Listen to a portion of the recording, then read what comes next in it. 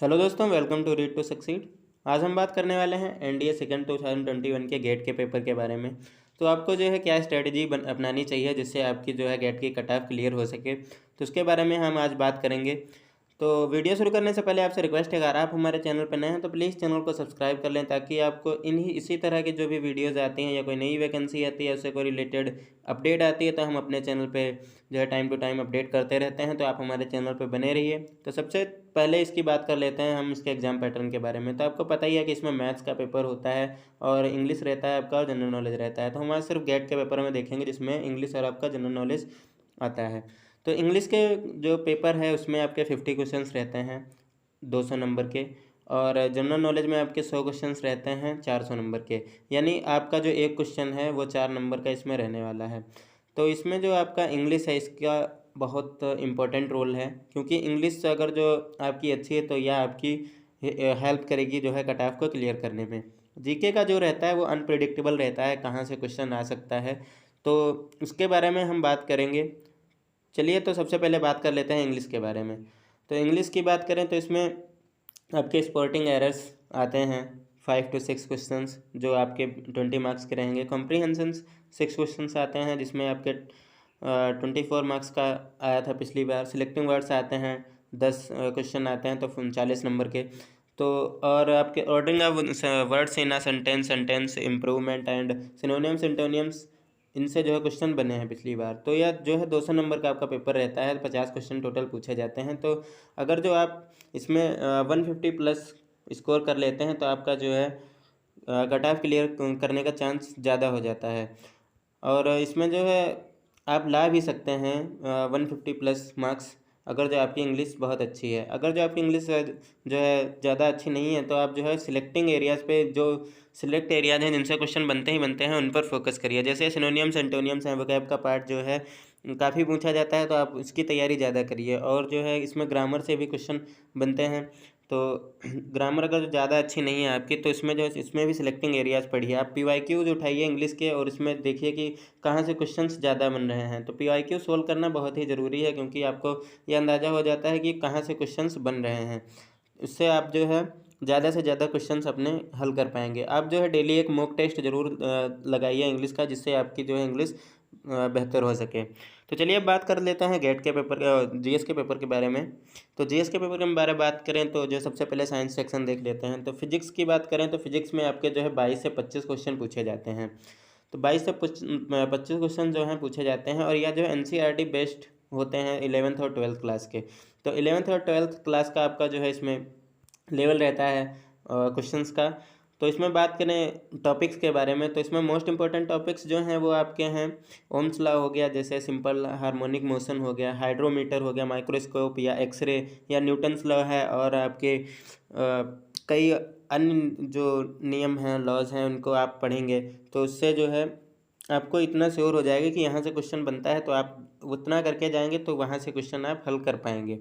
तो आपको जो है पीवाईक्यू, मैं बार बार बता रहा हूँ कि पीवाईक्यू जरूर सॉल्व करने हैं, क्योंकि आपको जो है पीवाईक्यू से ही आइडिया लगेगा कि कहाँ से क्वेश्चन ज़्यादातर बनते हैं और कहाँ से क्वेश्चन ज़्यादा एग्जाम में आपको पूछे जाएंगे। तो चलिए बात कर लेते हैं हम केमिस्ट्री के बारे में। तो केमिस्ट्री में जो है 15 से 20 क्वेश्चन आपके पूछे जाते हैं, और इसमें जो है मैक्सिमम स्कोर आप कर सकते हैं। और इसमें जो क्वेश्चंस हैं वो ज़्यादातर आपके मोस्ट इंपॉर्टेंट जो टॉपिक्स हैं उसके बारे में बात करें तो hydrogen, oxygen, carbon dioxide and nitrogen, many questions are asked from topics. यानी यहाँ से कई क्वेश्चंस पूछे जाते हैं। और आपके जो है structure of atoms, atomic equivalent and molecular weights, इनसे क्वेश्चन ज़्यादा पूछे जाते हैं। तो अगर जो इन एरियाज़ पे आप फोकस करेंगे तो आप अच्छा स्कोर अपने एग्जाम में कर पाएंगे। इसके आगे हम बात करें जो है बायोलॉजी के बारे में, तो बायोलॉजी से 10 से 12 क्वेश्चन पूछे जाते हैं। तो बायोलॉजी की बात करें तो इसमें आपके आपका टॉपिक्स जो हैं आते हैं, जैसे प्रोटोप्लाज्म हो गया, सेल्स हो गया, basic structure of cell, basic जो सेल्स हैं उससे काफ़ी क्वेश्चन पूछे जाते हैं। तो सेल आपका बहुत ही इंपॉर्टेंट टॉपिक है, आप उससे जो है पूरे अच्छी तरह से कवर करके जाइए जाओ। और बात करें इसके आगे तो इसमें जो है solar system, important inventions, discoveries, diseases and diet and energy sources of humans और reproduction in plants and animals, यानी ये जो टॉपिक्स हमने अभी बताए हैं ये वेरी वेरी इंपॉर्टेंट है, इनसे क्वेश्चन हर बार बना ही बना है। और अगर जो आप इनके साथ साथ पीवाईक्यू को भी लगाते चलेंगे तो आपको जो है ज़्यादा सेंस क्लियर होगा कि आपको जो है कहाँ से ज़्यादातर पढ़ना चाहिए। तो आपने देखा ही कि जो है साइंस से काफ़ी क्वेश्चन पूछे जाते हैं, जैसे 10 से 12 क्वेश्चन हैं बायोलॉजी के, और आपके केमिस्ट्री के हैं 15 से 20 क्वेश्चन, यानी 30 क्वेश्चन तो आपके इसी के हो गए केमिस्ट्री और बायोलॉजी के, और 22 क्वेश्चन आते हैं आपके फिजिक्स के, तो यानी 50+ क्वेश्चन आपके पूछे जाते हैं साइंस के एरिया से। तो साइंस अगर जो आप अच्छे से कवर करके जाते हैं तो आपका जो है आप अच्छा स्कोर कर पाएंगे। इसके आगे हम बात करें, इसके आगे हम बात करते हैं हिस्ट्री के बारे में। तो हिस्ट्री से 15 से 18 क्वेश्चंस पूछे जाते हैं, और हिस्ट्री के जो मेजर पार्ट्स हैं उनके बारे में बात करें आपको कहाँ से पढ़ना चाहिए, तो इसमें भी देखो आपको पीवाईक्यू सॉल्व करने पड़ेंगे, आपको देखना पड़ेगा कि कहाँ से क्वेश्चंस ज़्यादा प्रेडिक्ट हो रहे हैं या कहाँ से क्वेश्चन ज़्यादा बनते हैं, तो आपको वहीं से क्वेश्चंस की प्रैक्टिस जो है करनी चाहिए, आपको वही उसी पे ज़्यादा ध्यान देना चाहिए। और अगर जो आपका सिलेबस अभी कंप्लीट नहीं है तो आप जो है कोई ज़्यादा नई चीज़ पढ़ने की कोशिश ना करें, आपका जितना कंप्लीट हो गया है आप उतने पे ही अगर जो फोकस करेंगे तो आपकी कट ऑफ जो है क्लियर हो जाएगी। तो इसमें जो है आपके इम्पोर्टेंट जो क्वेश्चंस बनते हैं वो फ्रीडम मूवमेंट्स इम्पोर्टेंट टॉपिक है आपका, और रिवोल्ट 1857 है, जैसे चार्टर एक्ट है, गांधीयन एरा है, और आपके जो है जो पुर्तगालियों का आगमन है, और ब्रिटिश से क्वेश्चन बनते हैं। तो काफ़ी क्वेश्चन इधर पूछे जाते हैं हिस्ट्री में, तो मॉडर्न हिस्ट्री से काफ़ी क्वेश्चन पूछे जाते हैं। आप जो है ज़्यादातर फोकस मॉडर्न हिस्ट्री पे कीजिएगा ताकि आपके जो है क्वेश्चंस ज़्यादा बने। चलिए इसके आगे हम बात करते हैं जियोग्राफी के बारे में। तो जियोग्राफी में 18 से 22 क्वेश्चन आपके पूछे जाते हैं।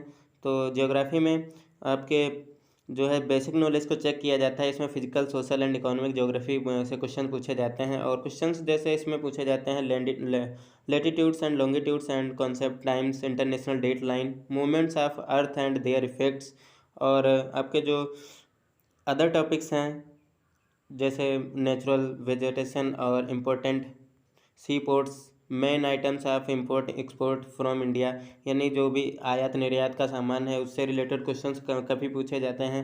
और इसमें जो है लेक्स से क्वेश्चन पूछे जाते हैं, लेक्स आपके इंपॉर्टेंट हैं, रिवर आपकी इंपॉर्टेंट हैं, और इसमें कई चीज़ें आपकी इंपॉर्टेंट बनती हैं, और वर्ल्ड हेरिटेज जो हैं हमारी उनके बारे में क्वेश्चंस पूछे जाते हैं। तो अगर जो आपने अभी इन टॉपिक्स को क्लियर नहीं किया है जिनसे ज़्यादा क्वेश्चन पूछे जाते हैं तो आप उन्हें जो है जल्दी से जल्दी क्लियर कर लीजिएगा।